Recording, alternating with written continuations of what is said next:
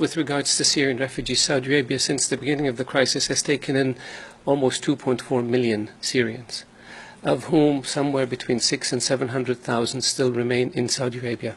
Since over the past year and a half, Saudi Arabia has taken in almost 1 million Yemenis, of whom probably 700,000 or 800,000 still remain.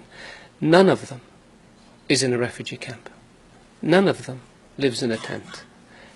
The custodian of the two holy mosques, King Salman, decreed last summer that any Syrian who comes to Saudi Arabia, or any Yemeni who comes to Saudi Arabia, be immediately provided with a work permit so they can have legal status, they can get jobs, they have access to health care, and their children can go to schools.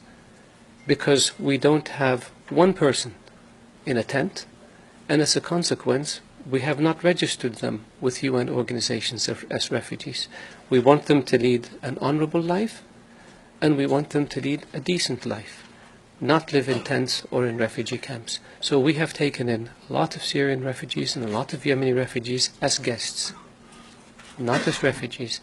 And they're free to stay in Saudi Arabia until the crisis is over and their homes are rebuilt and they can go back.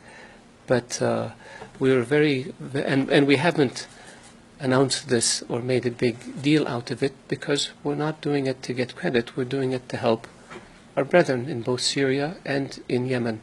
And this is in addition to the substantial financial assistance that the Kingdom of Saudi Arabia has provided to Syrian refugees in Yemen, in Lebanon and in Jordan.